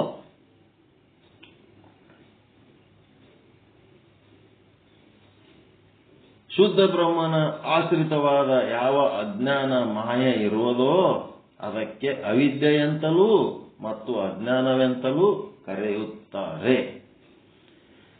ಈಗ ರಾಮಕೃಷ್ಣ ಪರಮಹಂಸರು ಸಹಿತ ಅದೇ ಹೇಳ್ತಾನೆ. ಏನಪ್ಪ, ನಮಗೆ ಏನು ಚಲೋ ಅನ್ಸದ ಎಲ್ಲರಿಗೂ ಚಲೋ ಅನಿಸ್ಬೇಕಂತ ಏನಿಲ್ಲಪ್ಪ. ಯಾರಿಗ ಒಂದು ಚಲೋ ಅನಿಸ್ಲಾರ್ದು ನಮಗೂ ಚಲೋ ಅನಿಸ್ಬಾರ್ದಂತ ಏನಿಲ್ಲ. ಯಾರಿಗೋ ಚಲೋ ಅನಿಸ್ಲಾರ್ದು ನಮಗೂ ಚಲೋ ಅನಿಸಿರ್ಬೋದು, ನಮಗ್ ಚಲೋ ಅನಿಸಿದ್ದು ಇತರರಿಗೆ ಕ್ಯಾಟ್ ಅನಿಸಿರ್ಬಹುದು. One's poison is one's food, one's food is one's poison. ನಮಗ ಇನ್ನೊಬ್ಬರಿಗೆ ವಿಷ ಅಂತೇಳಿ ಬಿಸಾಕಿದ್ದು ನಮಗದ ಅಮೃತ ಆಗ್ತದ. ಮತ್ತು ನಮಗ ಅಮೃತ ಅಂತ ಯಾವುದನ್ನು ಇಟ್ಕೊಂಡು ಕೂತೀವಿ ಅದು ಇನ್ನೊಬ್ಬರಿಗೆ ವಿಷ ಆಗ್ತಿರ್ತದ. One's poison is one's food or one's food is one's poison. ಎಲ್ಲರಿಗೂ ಒಂದೇ ತರ ಅಂತೇನಿಲ್ಲ. ರಾಮಕೃಷ್ಣ ಪರಮಹಂಸರು ಹೇಳ್ತಾರ, 10 ಮಕ್ಕಳನ್ನು ಹಡೆದ ತಂದೆ. ಮೊದಲಿನ ಕಾಲದಾಗ ಮಿನಿಮಮ್ 10 ಹಡಿತಿದ್ರು, 20-25 ಹಡಿತಿದ್ರು. ಸಾಯವು ಬಹಳ ಇದ್ದು, ಜಗ್ಗಿ ಸಾಯ್ತಿದ್ದು. ಅರ್ಧಕ್ಕರ್ಧ ಸತ್ತು ಹೋಗ್ಬಿಡ್ತಿದ್ದು, ಅರ್ಧಕ್ಕರ್ಧ ಉಳಿತಿದ್ದು, ಉಳಿದ ಸುಳಿಲಿ ಅಂತೇಳಿ ಹಡದದ್ದು. ಎಷ್ಟು ಕಷ್ಟಪಟ್ಟಾರ ಅವ್ರ ಮೊದಲಿನವ್ರು ಈ ಸಂತಾನ ಉಳಿಸೋದಕ್ಕ ಬೆಳೆಸೋದಕ್ಕ. ಅದು ದೊಡ್ಡ ನರಕ ಅನುಭವಿಸ್ಯಾರ. ಇಡೀ ಜೀವನನೇ ಈ ಸಂತಾನದ ಸಲುವಾಗಿ ಮುಡುಪಿಟ್ಟು ಬೆಳೆಸ್ಯಾರ ಅವ್ರು. ಅಂಥದ್ದು ಒಬ್ಬ ತಂದೆ, 10 ಮಕ್ಕಳು ಉಳ್ಳಂತ ಒಬ್ಬ ತಂದೆ ಒಂದು ಬಾಳೆ ಗೊನೆಯನ್ನು ತಂದು, ಒಂದು ಬಾಳೆ ಗೊನೆ ತಂದು, ಈ ಬಾಳೆಹಣ್ಣು ತಗೊಳ್ರಪ್ಪ ತಿನ್ರಿ, ಎಲ್ಲರಿಗೆ ಒಳ್ಳೇದಾಗ್ತದ, ಎಲ್ಲರಿಗೆ ಆರೋಗ್ಯಕ್ಕೆ ಒಳ್ಳೇದಾಗ್ತದ ಅಂತೇಳಿ ಹೇಳುವ ಪರಿಸ್ಥಿತಿ ಇಲ್ಲ. ಒಬ್ಬನಿಗೆ ಬಾಳೆಹಣ್ಣು ತಿಂದ್ರ ಶೀತ ಆಗ್ತದ, ಒಬ್ಬನಿಗೆ ಬಾಳೆಹಣ್ಣು ತಿಂದ್ರ ಉಷ್ಣ ಆಗ್ತದ. ಒಬ್ಬನಿಗೆ ಬಾಳೆಹಣ್ಣು ತಿಂದ್ರ ಮಲಬದ್ಧತೆ ಆಗ್ತದ, ಒಬ್ಬನಿಗೆ ಬಾಳೆಹಣ್ಣು ತಿಂದ್ರ ಅತಿಸಾರ ಆಗ್ತದ, ಒಬ್ಬನಿಗೆ ಬಾಳೆಹಣ್ಣು ತಿಂದ್ರ ಜ್ವರ ಬರ್ತದ, ಒಬ್ಬನಿಗೆ ಬಾಳೆಹಣ್ಣು ತಿಂದ್ರ ಅಲರ್ಜಿ ಆಗ್ತದ, ಒಬ್ಬನಿಗೆ ತಿಂದ್ರ ಚಲೋ ಆತ. ಎಲ್ಲರಿಗೂ ಚಲೋದಾಗ್ತದ ಅಂತ ಹೇಳಕ್ಕೆ ಒಂದು ಬಾಳೆಗೊನೆ ತಂದು 10 ಮಕ್ಕಳು ತಿನ್ರಿ ಅಂತೇಳಿ ಹೇಳಿದ್ರೆ ಇಡ ಪರಿಸ್ಥಿತಿ ಇಲ್ಲ. ಇದು ಲೋಕದೊಳಗ ಏನದ, ಭಿನ್ನತೆಗಳು ಬಹಳ ಅದಾವ, ಭೇದಗಳು ಬಹಳ ಅದಾವ. ಹಿಂಗಾಗಿ ನಾವು ಒಂದೇ ಮಾಡ್ಲಿಕ್ಕೆ ಆಗಂಗಿಲ್ಲ. ಯಾರ್ಯಾರಿಗೆ ಏನೇನು ಅನುಭವ ಆಗ್ತದ ಅವರವರ ಅನುಭವಗಳು ಅವರವರಿಗೆ ಶ್ರೇಷ್ಠ. ಯಾರ ಬಗ್ಗೆ ಯಾರು ಏನು ಅನ್ನಂಗಿಲ್ಲ. ಈಗ ನಿಷ್ಕಾಮ ಕರ್ಮ ಮಾಡಿ ನಿರ್ಮಲ ಚಿತ್ತ ಮಾಡ್ಕೊಳ್ಳೋದ್ರಾಗೆ ಒಬ್ಬನಿಗೆ ಮೋಕ್ಷ ಆಗ್ಬೋದು. ನಿಷ್ಕಾಮ ಉಪಾಸನೆ ಮಾಡಿ ನಿಶ್ಚಲ ಚಿತ್ತ ಮಾಡ್ಕೊಳ್ಳೋದ್ರಾಗೆ ಒಬ್ಬನಿಗೆ ಮೋಕ್ಷ ಆಗ್ಬಹುದು. ವಿವೇಕದ ವಿಚಾರ ಮಾಡಿ ಒಳ್ಳೇದು ಕೆಟ್ಟದು ಬೇರ್ಪಡಿಸಿ ತಿಳ್ಕೊಳ್ಳೋದ್ರಾಗೆ ಮೋಕ್ಷ ಆಗ್ಬೋದು. ಯಾವಾಗ ಬೇಕಾದಾಗ ಆಗ್ಬೋದು. ಕಡ್ಡಿ ಕೊರದಂಗಿದು. ಮ್ಯಾಚ್ ಬಾಕ್ಸ್ನ ಕಡ್ಡಿ ಕೊರಿತೀರಲ್ಲ, ದೀಪ ಹಚ್ಬೇಕಾದ್ರೆ ಒಂದೊಂದು ಕಡ್ಡಿ ಕೊರಿತೀರಿ. ನಿರ್ಮಲ ಚಿತ್ತದ ಒಂದು ಕಡ್ಡಿ, ನಿಶ್ಚಲ ಚಿತ್ತದ ಒಂದು ಕಡ್ಡಿ, ವಿವೇಕದ ಒಂದು ಕಡ್ಡಿ, ವಿರಾಗದ ಒಂದು ಕಡ್ಡಿ, ಶಮ ಒಂದು ಕಡ್ಡಿ, ಧಮ ಒಂದು ಕಡ್ಡಿ, ಶ್ರದ್ಧಾ ಸಮಾಧಾನ ಉಪರತಿ ತಿತಿಕ್ಷಾ ಮುಮುಕ್ಷತ್ವ ಶ್ರವಣ ಮನನ ನಿಧಿಧ್ಯಾಸನ ತತ್ವ ಪದಾರ್ಥ ವಾಚ್ಯಾರ್ಥ ಲಕ್ಷ್ಯಾರ್ಥ ತ್ವಮ್ ಪದಾರ್ಥದ ವಾಚ್ಯಾರ್ಥ ಲಕ್ಷ್ಯಾರ್ಥ ಇಷ್ಟೊಂದು ಕಡ್ಡಿ ಕೊರೆದ್ರೆ ಯಾವುದರ ಒಂದು ಕಡ್ಡಿ ಹತ್ತುತ್ತದೇನೋ ಅಂತ. ನವವಿಧ ಭಕ್ತಿಗಳು ಮಾಡ್ತೀರಿ, ನವವಿಧ ಭಕ್ತಿಗಳ ಕಡ್ಡಿ ಕೊರಿತೀರಿ. ಆ ಕಡ್ಡಿ ಒಳಗೆ ಯಾವುದರ ಒಂದು ಕಡ್ಡಿ ಹತ್ತುತ್ತದೇನೋ ಅಂತ. ಕಡ್ಡಿ ಹತ್ತುತ್ತದೋ ಹತ್ತಂಗಿಲ್ಲೋ ಕಡಿಗೆ ಏನ್ ಮಾಡ್ಬಿಡ್ತಾರ, ಗೌಪ್ಯ ವಿಚಾರ ಹೇಳ್ತಾರ. ವಿಚಾರ ಸಾಗರದೊಳಗೆ ನಿಮಗೆ ಮೋಕ್ಷ ಆಗ್ತದೋ ಆಗಂಗಿಲ್ಲೋ, ಆದ್ರೂ ಮೋಕ್ಷ ಆದವನ ಒಳಗೆ ಹೆಂಗಿರ್ತದ ಪೂರ್ವ ಸಿದ್ಧತೆ ಅದನ್ನ ತಿಳ್ಕೊಂಡು ಅದರಂಗರೆ ಇರ್ರಿ. ಅಹಂ ಬ್ರಹ್ಮಾಸ್ಮಿ ಅಂತಂದ್ರ ಅದೇ ತಾನಾಗ ಸಾಯುಜ್ಯ. ನಿನ್ನೆ ಹೇಳಿದ್ರ ಬ್ರಹ್ಮನೇ ತಾನಾಗ. ನಿಮಗೆ ಬ್ರಹ್ಮನೇ ತಾನಾಗುವಂತ ಭಾಗ್ಯ ಯಾವಾಗ ಬರ್ತದೋ ಏನೋ, ಆದ್ರೆ ಬ್ರಹ್ಮ ಹೆಂಗಿರ್ತಾನ ಹಾಂಗರೆ ಇರ್ರಿ. ಬ್ರಹ್ಮನಂತೆ ಇರಲ್ಲ. ಅದಕ್ಕೇನಂತಾರ ಸಾರೂಪ್ಯ. ಮತ್ತು ಬ್ರಹ್ಮನಂತೆ ಇರೋದಕ್ಕೆ ನಿಮಗೆ ಯಾವಾಗ ಸಾಧ್ಯ ಆಗ್ತದೋ ಯಾವಾಗ ಆಗ್ತದೋ ಬಿಟ್ಟು ಬ್ರಹ್ಮನ ತೆಕ್ಕೆ ಒಳಗಿರ್ರಿ, ಬ್ರಹ್ಮನ ಸಮೀಪದಲ್ಲಿರ್ರಿ. ಸ್ಟೆಪ್ ಬೈ ಸ್ಟೆಪ್ ಅದಾವು. ಬ್ರಹ್ಮನ ಸಮೀಪದಲ್ಲಿರ್ರಿ. ಗುರು ಲಿಂಗ ಜಂಗಮ ವಿಭೂತಿ ರುದ್ರಾಕ್ಷಿ ಮಂತ್ರ ಪಾದೋದಕ ಪ್ರಸಾದ ಶ್ರವಣ ಮನನ ನಿಧಿಧ್ಯಾಸನ ಒಟ್ಟು ಏನೋ ಒಂದು ಮಾಡ್ಕೊತ ಬ್ರಹ್ಮನ ತೆಕ್ಕೆ ಒಳಗಿರ್ರಿ.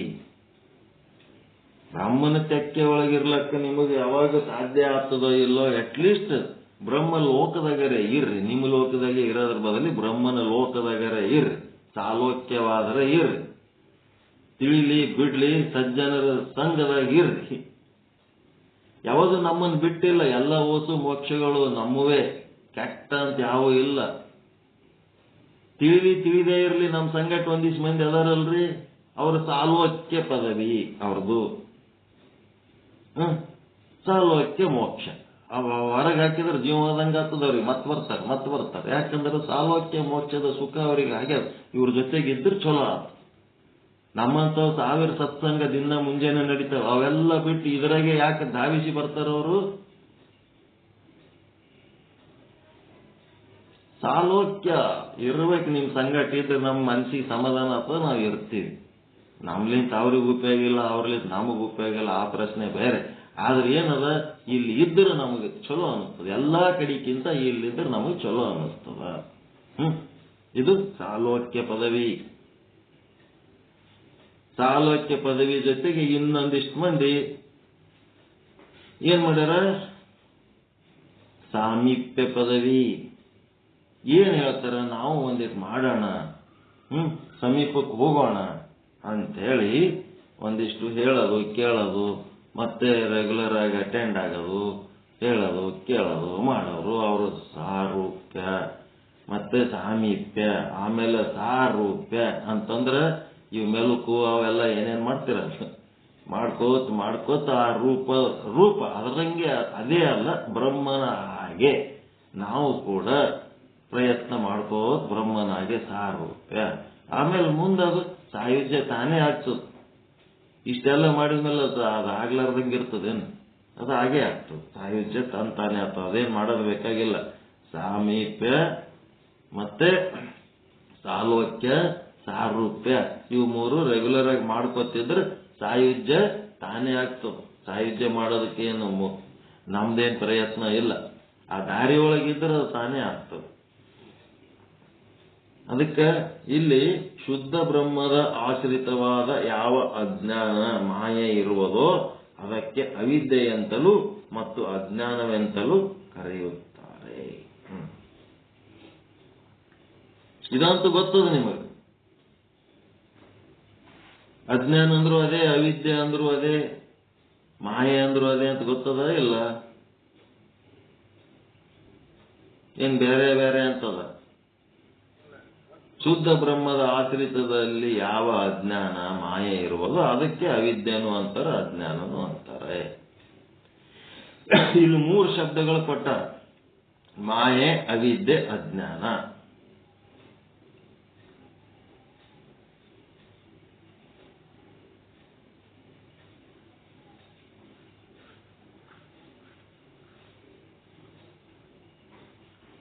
ಈಗ ನಮ್ಮ ಮನೆಗೆ ನೀವು ಬಂದಿರಿ, ಬಂದ ಹೊತ್ನಾಗ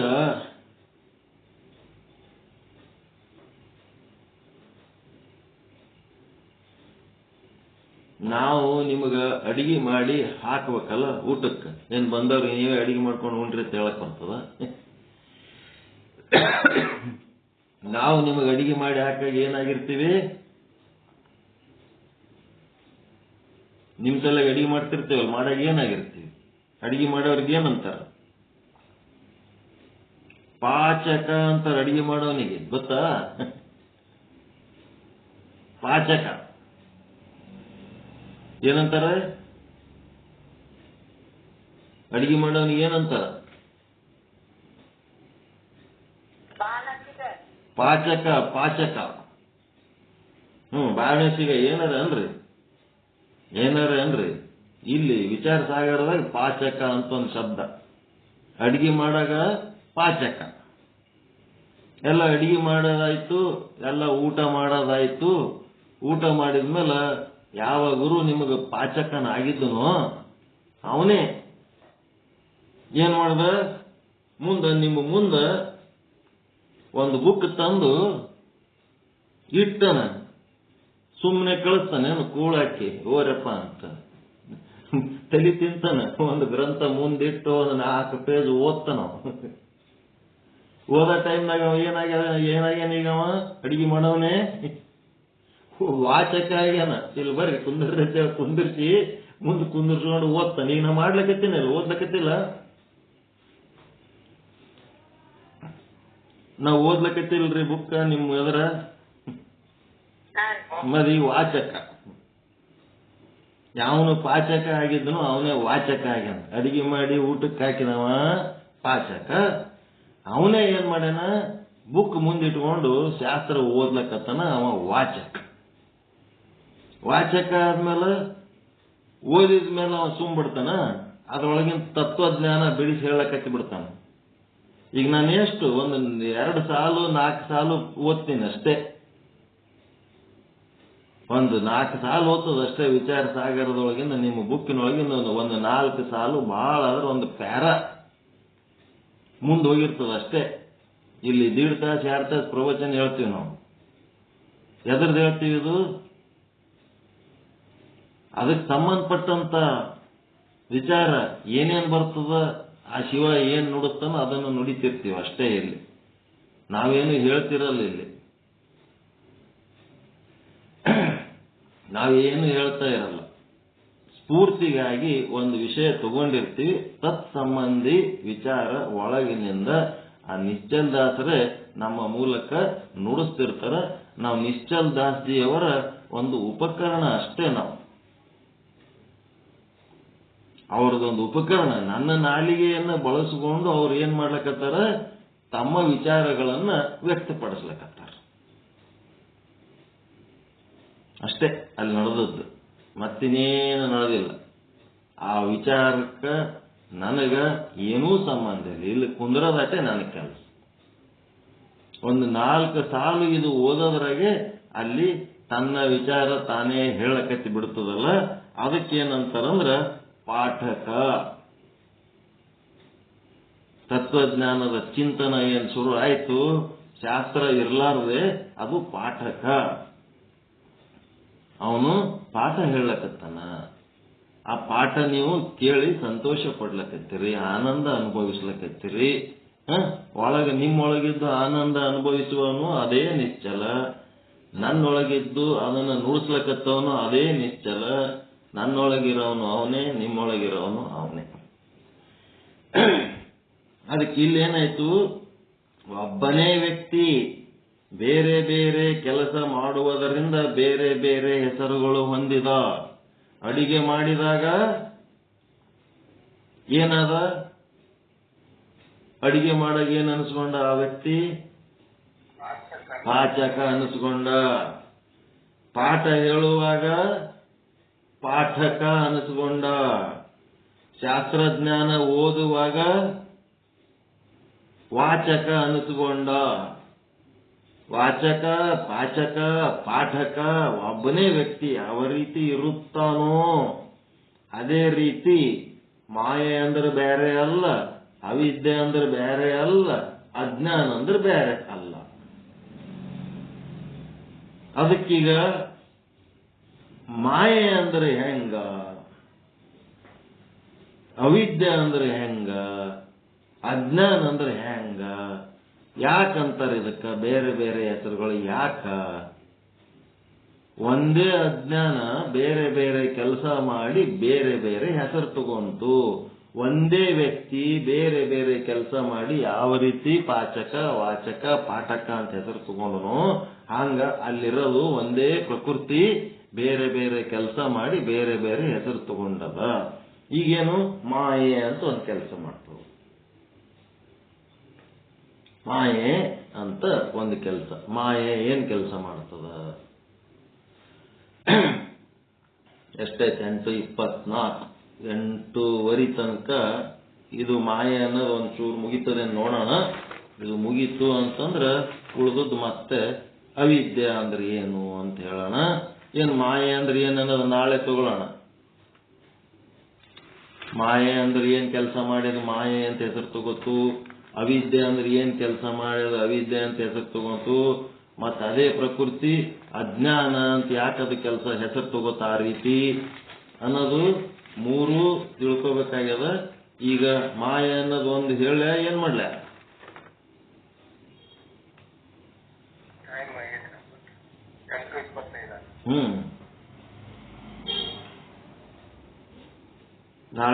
ನಾಳೆ ಹೇಳೋಣ ಮಾಯೆ ಅಂತಂದ್ರೆ ಏನು ಅಂತ. ಅಚಿಂತ್ಯ ಶಕ್ತಿಯಾಗಿದೆ ಮತ್ತು ಯುಕ್ತಿಗಳಿಗೆ ಅವೇದ್ಯವಾಗಿದೆ. ಅಚಿಂತ್ಯ ಶಕ್ತಿ ಅಂತಂದ್ರೆ ಅದು ಹೀಗೇ ಇದೆ ಅಂತೇಳಿ ನಮ್ಮ ಚಿಂತನಕ್ಕೆ ನಿಲುಕಲಾರದಂತ ವಿಚಾರ. ಅದು ಏನ್ ಮಾಡ್ತದ? ಅಘಟಿತ ಘಟನೆಗಳನ್ನು ಮಾಡಿ ತೋರುತ್ತದೆ. ಇದು ಏನಂತ ಮಾಯೆ ಅಂದ್ರೆ ಏನ್ ಮಾಡ್ತದ ಅನ್ನೋದು ನಾಳೆ ತಿಳ್ಕೊಳ್ಳೋಣ. ಯಾಕಂದ್ರೆ ಸಮಯ ಬಹಳ ಇತ್ತು. ನಾವು ಹಿಂಗೆ ಮುಂದುವರ್ಸಿದ್ರೆ 9:40. ಇದು ಮಾಯೆ ಅನ್ನೋದು ಹೇಳಕ್ ಕುಂತ್ರೆ 9ಕ್ಕೆ ಹೋಗಿ ಮುಟ್ತೀವಿ. ನಸೀಕ್ನಾಗ 4 ಗಂಟೆ ತನಕ ನಿದ್ದೆ ಮಾಡಿಲ್ಲ ನಾನು. ರಾತ್ರಿ ಬೆಳತನ ಹಿಂಗೆ ಕೊಡ್ತೀನಿ. 4 ಗಂಟೆಗೆ ನಿದ್ದೆ ಇತ್ತು. ಏನ್ ಮಾಡಿರಿ ಬೆಳತನಕ್ಕೆ? ವಿಚಾರ ಸಾಗರ, ಮತ್ತಿನ್ನೇನು ಮಾಡಿರಿ. ಇದ್ರ ಮುಂದಿನ ಭಾಗ ಪೂರ್ವ ಸಿದ್ಧತೆ ಏನದಲ್ಲ ಅದ್ರದ್ದು ವಿಚಾರ ಬಂದೇ ಬಂತು, ಬರದೇ ಬರದೆ ಬರದೇ ಬರದೆ ಬರದೇ ಬರದೆ ಬರ್ಕೊಂತ ರಾತ್ರಿ 10:30 11ಕ್ಕೆ ಕೂತ್ರೆ 4 ಗಂಟೆಗೆ ಯಾಕೋ ತಾನೇ ನಿದ್ದೆ ಬಂತು, ಮಕ್ಕೊಂಬಿಟ್ಟೆ. ಲೇಟಾಗಿ ಎದ್ದೆ.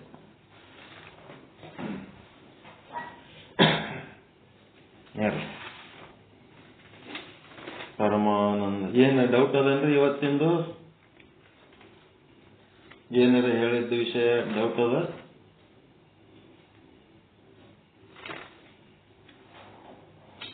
ಯಾರ್ಯಾರಿಗೆ ಏನ್ ಹೇಳಿನಿ ಇವತ್ತ ಅಂತಂದ್ರ, ಯಾರ್ಯಾರಿಗೆ ಯಾವ ಪದ್ಧತಿಗಳ ಪ್ರಕಾರ ಮೋಕ್ಷ ಆಗ್ತದ ಅವ್ರಿಗೆ ಅದೇ ಪದ್ಧತಿನೇ ಶ್ರೇಷ್ಠ.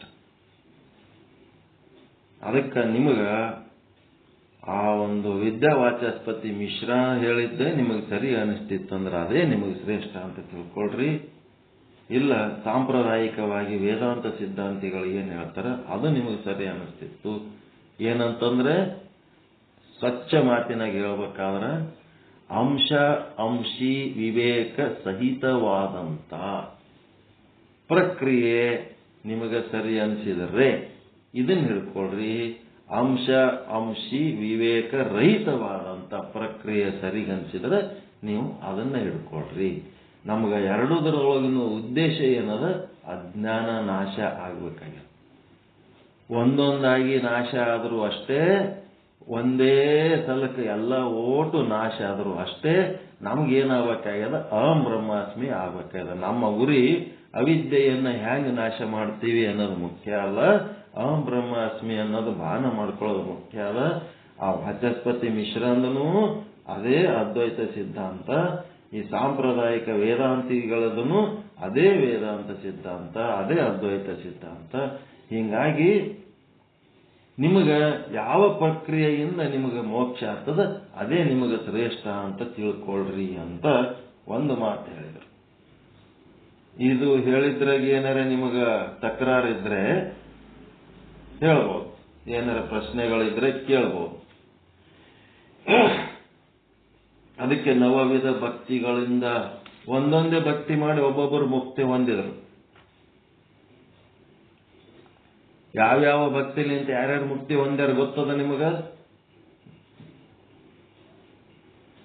ನವವಿಧ ಭಕ್ತಿಗಳಿಂದ 9 ಮಂದಿ 9 ರೀತಿ ಭಕ್ತಿ ಮಾಡಿ ಮುಕ್ತಿ ಹೊಂದ್ಯಾರ. ಅದು ಗೊತ್ತದೇನು ಲೀಸ್ಟ್ ನಿಮಗ?